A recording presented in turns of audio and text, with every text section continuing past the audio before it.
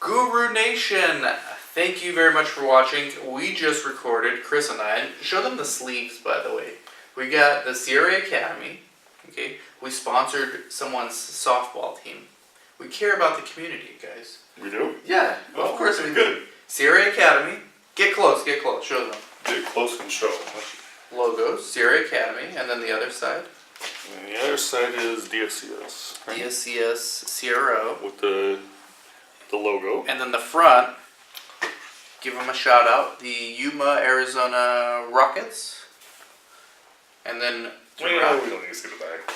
Yeah, you got your name. That's pretty cool. The name, and then Rancho Fresco Grocery Store. Yeah, they sponsored too. We're supporting the community, guys. We do what we can. Let's step back. So, the episode 221 of the podcast, it was very near and dear to my heart. Near and dear, huh? I think so. It's how do lifelong employees in this industry, we have so many people that have been CRAs for a decade, coordinators for a decade, site directors for a decade, CEOs of big companies for a decade. Didn't ask this, but definitely we have a lot of CRAs as clients. We have few coordinators. We've had a few, but Right. few, right? But like 3 times as many CRAs. Why is that? It's just because They have more money, okay. and they see more sites. Yeah. They're woke. They're woke. All right. They're woke. Good. You know why? I think, this is a theory, CRAs visit multiple sites, and then they're put on another study and they see like 5 more sites. And then they're put on another study and they see 7 more sites. Whereas a coordinator or a site director has been in the same place, or maybe another place and this place, Right. for like 7 years. So they're not woke. They just, all they know is So their why clinic. why seeing all these different sites does it make a person woke? Because you see some big clinics, you see some small ones, you see some universities, you see some go out of business, you see some start small and grow big. You see these things. And then you start thinking, Could I do that? yeah, this is not that hard. I saw Chris's site when it was like 800 square feet, and now they have an 8,000 square foot building Sure. in 4 years. Right. Right? Whereas if you've been at your own clinic and it's just been the same, you don't see it.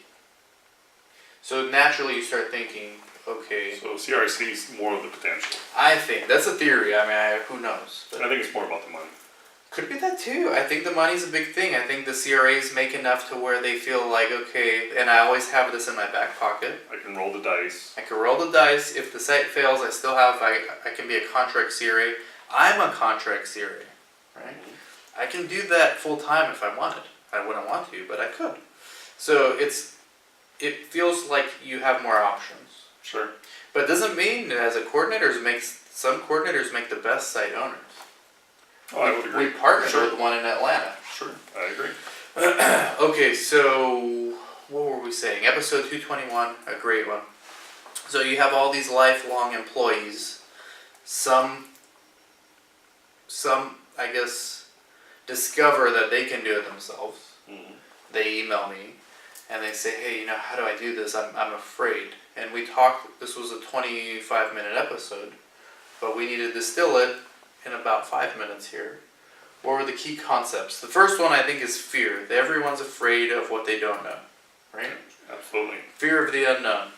The second one is, and so what's the antidote to fear that we said in the podcast? I don't recall what we said in the podcast. I do. Do not quit if you're afraid Sure. that you'll fail. That doesn't really resolve the fear, though. Yes, it does. No, because there's going to be a tipping point in which you Right. have to conquer that fear. And But it lets you get started without having the Sure. risk. Sure. So if you're afraid, don't quit your job. Even if you're not afraid, don't quit your job. Keep your job. Hire someone like us to get you studies, to get your pipeline full. Or you do it yourself. clinicaltrials.gov. Email 100 people a day on there. Get yourself 2 or 3 studies. Much more difficult to do if you're working full time, though. That's right. But you can still do it. Yep.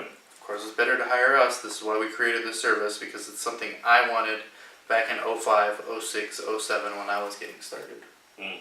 Right? So, don't quit your job. do this while you're doing that. Yes, you're going to be working extra hard, but that's the price of admission for being a business owner, I would agree. right? There will come a point where you need to quit your job. And that's a good thing. It means your business is working. Don't quit until you get to that point. And that point is, when can your business pay you a little less than what you're currently making, but your quality of life will improve? Or the same of what you're making, if you really need a bare minimum. You probably have to quit before that, though. Explain. Well, I just think you're going to have too much on your plate for your own business. We have a client like this right now. Yeah, but she's hired employees. Yes. Whereas, But she hasn't learned the art of delegating. sure, but as a coordinator, I don't think you're going to have access. Maybe you have a savings, but if you don't, you just probably don't generate enough income to hire employees, right? So I think you have to quit a little sooner than a CRA would. When is that magic point? Well, you'll know when it is, right? When you just don't have enough time to dedicate to both positions, right? You got to make a choice. So I think it would be after your site starts seeing patients. I think if you have an employee, you need to basically monitor the work of that employee once a week or 1 hour a day, however much time you have. If you get off work at 5, do it from 5 to 6 or 6 to 7 or 7 to 8, doesn't matter. Sure. Or go an hour before if you're a morning person. Go an hour before your work starts. Monitor the previous day's work from your employee. This is how you stay on top of it. Yes, you're working more. Yes, you're not getting paid for this work, but that's what an entrepreneur is. As long as you have patient activity, you have accounts receivables that are piling up that are going to be triggered and sent to you at some point. Yeah, you're investing time now for the future.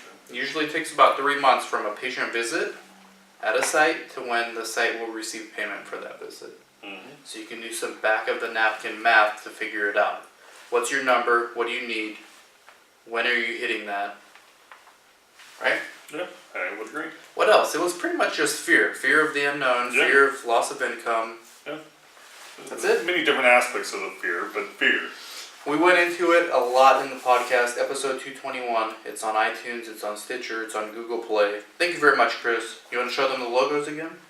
I think I already did, but sure. So we've got the CRA Sufficient. Academy. Yep. Give them a pitch about the CRA Academy. If you need a better understanding of the industry, how it works, right? Or you want to become a CRA coordinator, something of that nature. Great for you. Okay, give them a pitch for the CRO. CRO. What would be the pitch for the CRO? Get your study done cheaper and faster. Okay, good pitch. And give them a pitch for Rancho Fresco. Rancho Fresco. No. How about university? Yuma, Arizona Rockets. Yeah. Or I think that's community college, right? What is that? Sauber. It says Sauber. What is that? That is an amateur softball team. No, I mean collegiate level. No, I think it's junior college. Okay, that's what I thought. Thank you, everybody. Take care. 221. Go check it out. Bye-bye.